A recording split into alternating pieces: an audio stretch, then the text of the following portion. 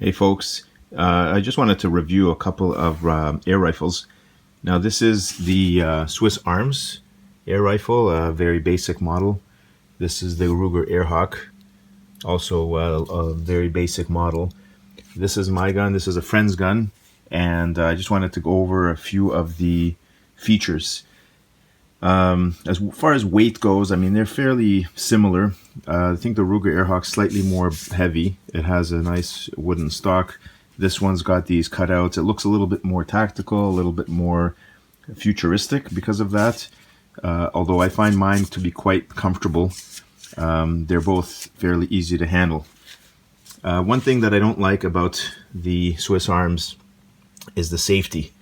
I'm used to my Airhawk, and what happens here is after you shoot, this safety here goes in, or it comes out actually, and then you can see the S there, and you can't shoot unless you rearm the gun. So it automatically engages the safety after every shot. However, this gun, it's just a manual thing here.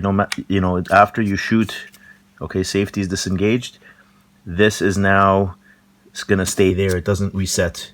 And so you have to remember to always put it back before you load up the next shot. Otherwise, you're going to leave it like that. I'll show you that in operation in a moment. But I don't like that feature, which is what prompted me to put this sign on the part of the barrel here. Just before, when you load a pellet, it'll remind the user to do that. As far as the sights go, both are just these 4x32 scopes that are stock, fairly basic scopes. On the Swiss Arms, there is an option here to turn this thing and adjust the focus. I'm not sure if I like that. It can be very easy to get it out of calibration because you have this extra piece. Maybe it's to allow you to change the optic here to a higher magnification, whereas the Ruger Airhawk does not allow you to remove this part, at least not that I've seen. It's well stuck on there. The other thing I like about the Airhawk is that there is a level setting here, so you can actually do sights without the scope. You can take the scope off and just shoot using this, and you have a fiber-optic sight right over there, whereas the Swiss Arms has nothing. So without the scope, you're basically stuck. There's nothing on the Swiss Arms other than that.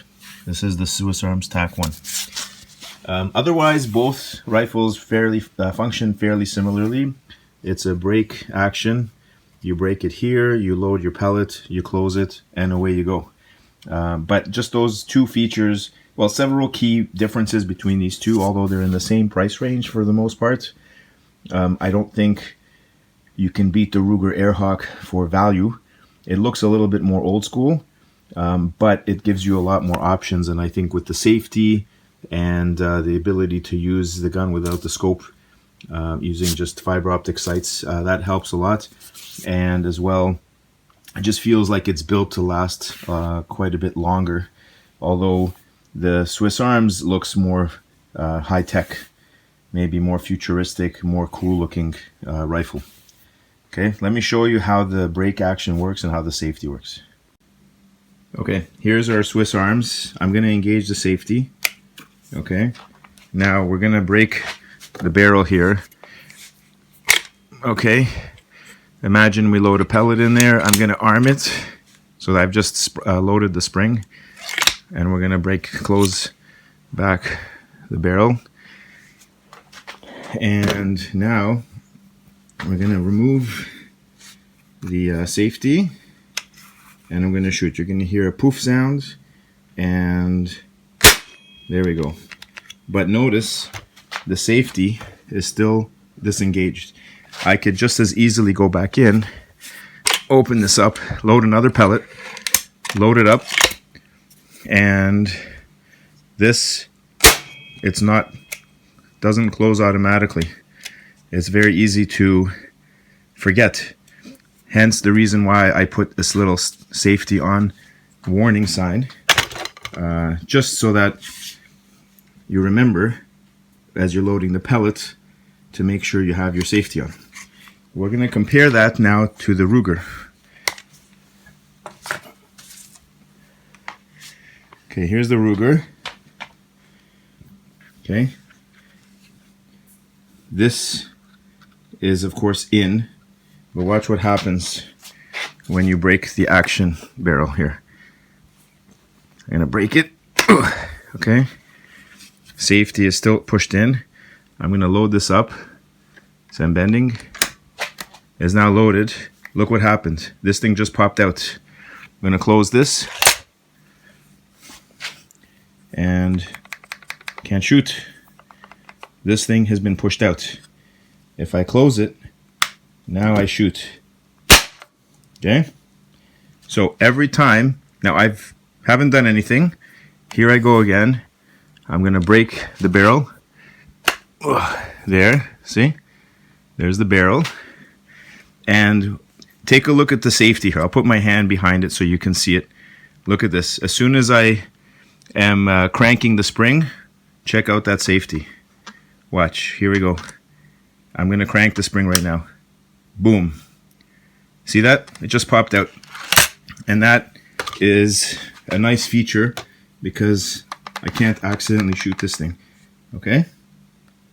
Unless you put in the safety. Okay? So I like the fact that the Ruger will automatically engage the safety, whereas the Swiss Arms unfortunately will not, which I think is could be a potential issue and a hazard for young new users of these things. You know, it's fun and all until you get hurt. So you gotta, you know, if you need the reminder, put a label on. Always, as a note, load your pellet before you've actually energized the spring, because these things do have a tendency to whip back on you, especially if it's loaded like this and your safety is not on. You accidentally hit that trigger, this thing could whip back and chop your finger off in that crevice right there. So you definitely do not want that problem. The other thing is, safety is not loaded, see?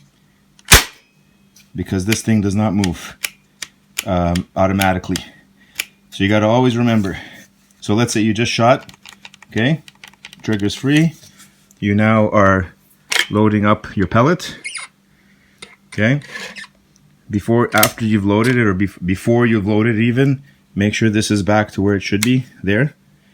And then shoot, okay? Then you can disarm. So just a little bit of a quick review of both of these rifles. In case you're wondering and looking to buy something, because I had an opportunity to help out my friend and check out his firearm and do some testing and calibrating, I could compare it to mine. And I didn't realize there were so many differences, but there are some differences that you might find maybe something that you would consider purchasing one over the other regarding. Thanks for watching this video, and please give it a thumbs up. Take care for now. Bye.